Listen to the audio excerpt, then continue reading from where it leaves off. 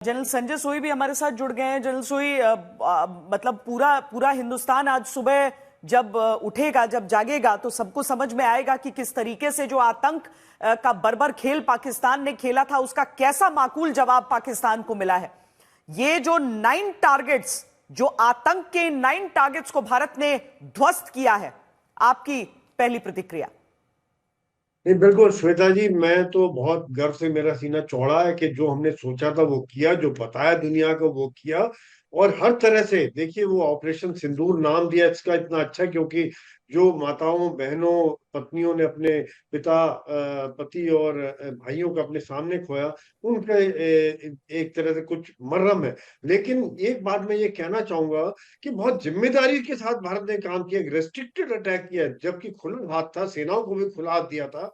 लेकिन फिर भी हमने खाली टेरर कैंप्स पर अटैक किया है, टेरर कैंप्स के ऊपर भरपूर अटैक किया है, और मिलके एयरफोर्स आर्मी नेवी हर तरह के रिसोर्सेज मिला के किया है, कॉम्बिनेशन किया है, पिन पॉइंट किया है, फालतू पाकिस्तान की सेनाओं के पर हमला नहीं किया और रेस्ट्रिक्ट नहीं किया। पाकिस्तान ने गीदड़ भभकी दे रहे थे, हम न्यूक्लियर बम छोड़ देंगे, हम हमला कर देंगे, जवाब देंगे। लेकिन भारत ने जो सोचा वो करके दिखाया, मेरा सीना बड़ा गर्व होता है मुझे। और दूसरी बात, पीओके में रेस्ट्रिक्ट नहीं किया। आतंकी कैंप जहां भी थे, चाहे पंजाब में, गुजरात में, जम्मू साइड में, जहां भी थे वहां पर उनके ऊपर हमला किया। ये एक सरप्राइज फैक्टर रहा है। और जो हमने शुरू से कहा था कि जब उड़ी हुआ था वहां पाकिस्तान उतना नहीं सोचता था कि हम सोचते मैच रोकेंगे, फिर जब पुलवामा हुआ तो उन्होंने सोचा सर्जिकल करेंगे, हमने एयर किया है। इस बार आज जो इनको सजा मिली है, और पूरे इंटेलिजेंस लेके जब टॉप लीडरशिप वहां होगी उसके बाद किया गया है। और यूएवी, ड्रोन, मिसाइल, हवा से जमीन पर, जमीन से जमीन पर मार करने वाली मिसाइल है। और जिम्मेदारी को ध्यान रखते हुए हमने सीमा पार नहीं की, हमारे सैनिकों ने सीमा पार नहीं की और आतंक पर चोट पहुंचाई है। और साथ साथ श्वेता जी, मैं ये कहना चाहूंगा, दुनिया आज हमारे साथ है, पूरी दुनिया को बता दिया कि भारत एक जिम्मेदार देश है और जिम्मेदारी के साथ हमने आतंक के ऊपर हमला किया है, क्योंकि आतंक से आज पूरी दुनिया त्रस्त है।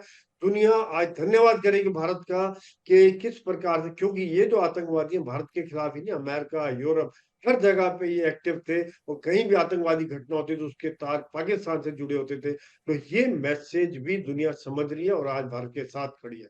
श्वेता जी, ये जो खबर हम इस समय दिखा रहे हैं आपको, मंजीत, हम आपसे इस पर जानना चाहेंगे कि जो 12 जगहों से एयर इंडिया की तरफ से भी कहा गया है ना कि यहां से अभी सारी उड़ानें रद्द रहेंगी। जगह हम बता देते हैं: जम्मू, श्रीनगर, लेह, जोधपुर, अमृतसर, भुज, जामनगर, चंडीगढ़ और राजकोट। क्या किसी थ्रेट परसेप्शन को देखते हुए मंजीत ऐसा हो रहा है, या फिर ये हमारे इनमें से कुछ हमारे फॉरवर्ड एयर बेसेस हैं और कुछ मतलब ये महत्वपूर्ण एयर बेसेस हैं हमारे, इस कारण ये फ्लाइट्स रद्द हुई होंगी?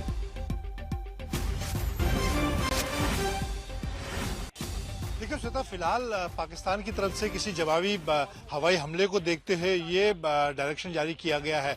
और इसीलिए क्योंकि पाकिस्तान को जिस तरह से अब उम्मीद की जा रही है कि पाकिस्तान ने जिस तरह से बालाकोट एयर स्ट्राइक के बाद भी जवाबी हमला किया था, लेकिन एक जो जानकारी अब पुष्ट तौर पर सामने आ गई है, भारत ने जो कहा था और खासतौर से प्रधानमंत्री नरेंद्र मोदी ने जो कहा था कि पाकिस्तान में जो आतंकी आका हैं उनको टारगेट किया जाएगा। तो न सिर्फ अब उन 9 लोकेशन की जानकारी हमारे पास आज तक के पास मौजूद है जहां पर ये पिन पॉइंट टारगेट करके जो स्मार्ट वेपन का इस्तेमाल किया गया, उसमें अगर आप देखें तो 4 लोकेशन पाकिस्तान के अंदर, और ये वो लोकेशन है जहां पर आतंक के बड़े सरगना है। चाहे मुरीदके की बात की जाए, बहावलपुर की बात की जाए, सियालकोट की बात की जाए और सरजल, ये 4 लोकेशन पाकिस्तान के अंदर हैं।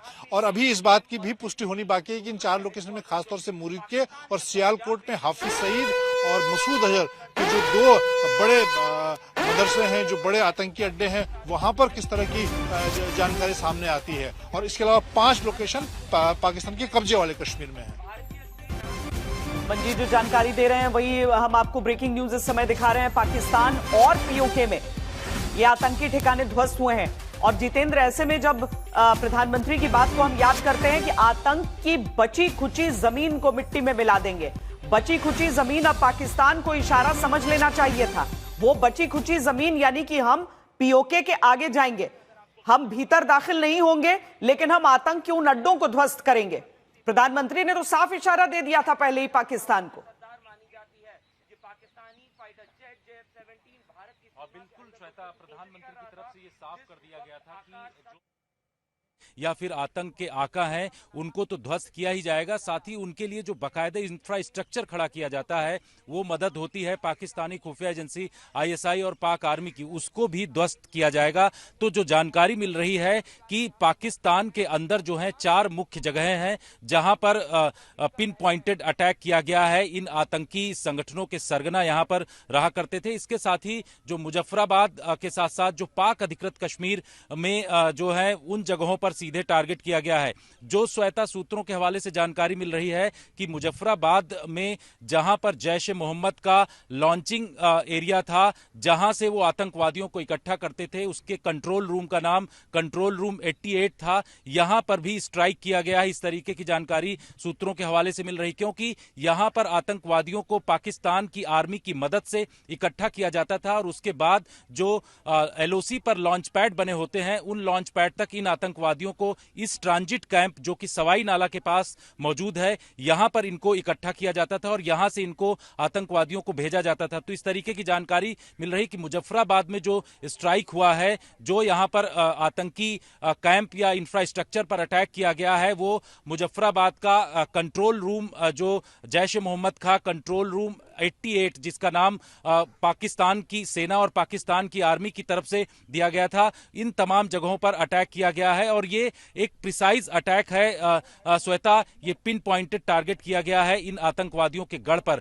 क्योंकि लगातार चाहे प्रधानमंत्री हो, गृह मंत्री हो, रक्षा मंत्री की तरफ से लगातार उनकी तरफ से कहा जा रहा था कि आतंकवादियों को चुन चुन कर ढेर किया जाएगा। गृह मंत्री अमित शाह ने एक प्रोग्राम में कहा कि आतंकवादी जहां भी होंगे उनको पूरी तरीके से ध्वस्त किया जाएगा। तो वही हमने देखा यहां पर कि जो ऑपरेशन किया गया है भारतीय सेना के द्वारा, इसमें तीनों सेनाओं का पूरी तरीके से कोऑर्डिनेटेड एफर्ट्स रहा है श्वेता, और इसमें जो सीधे पिन पॉइंट ऑपरेशन में जैश ए मोहम्मद का जो सरगना है, जिस इलाके में वो रहता है, वहां पर ऑपरेशन किया गया बहावलपुर में। इसके साथ साथ जानकारी मिल रही है कि सियालकोट और इसके अलावा जो लश्कर ए तैयबा का गढ़ है, जहां से आतंकवादियों को इकट्ठा किया जाता है और उसके बाद लॉन्च पैड तक भेजा जाता है, जहां आतंकवादियों को जो आतंकी हाफिज सईद है वो यहां पर आकर के तकरीर सुनाता है और उन आतंकवादियों को रेडिकलाइज करता है। इन तमाम जगहों पर सीधे अटैक किया गया है और यहां भारी नुकसान की भी जानकारी मिल रही है। पाकिस्तान मीडिया की तरफ से जो जानकारी इस वक्त आ रही है उसमें इन कैंपों पर जो मेन हेडक्वार्टर हैं जैश ए मोहम्मद के और लश्कर ए तैयबा के, इनको ज्यादा नुकसान हुआ है और यहां जो है आतंकी पूरी तरीके से ढेर किए गए हैं, इस तरीके की जानकारी मिल रही। और मुजफ्फराबाद जो पाक अधिकृत कश्मीर में है, सवाई नाला का एरिया ये पूरा पड़ता है, यहां पर जो कंट्रोल रूम बना करके जो कि ट्रांजिट कैंप जैश ए मोहम्मद का था, यहां पर पाकिस्तान की आर्मी की मदद से लोगों को लाया जाता था, आतंकवादियों को, यहां पर भी स्ट्राइक किया गया है, इस तरीके की जानकारी मिल रही है। तो लगातार जो भारतीय एजेंसियों की तरफ से अब धीरे धीरे जानकारी हासिल की जा रही है कि किस तरीके का स्ट्राइक हुआ है और कितने बड़े लेवल में आतंकवादियों को नुकसान हुआ। हालांकि आधिकारिक तौर पर जो है वो भारतीय सेना की तरफ से 10:30 बजे के आसपास इस पर प्रेस कॉन्फ्रेंस किया जाएगा, उसमें तमाम जानकारी दी जाएगी। इसके साथ ही प्रधानमंत्री कैबिनेट मीटिंग भी ले रहे हैं, उसमें जो है आर्मी के तमाम अधिकारी उस दौरान मौजूद रहेंगे, रक्षा मंत्री मौजूद रहेंगे, विदेश मंत्री मौजूद रहेंगे। तो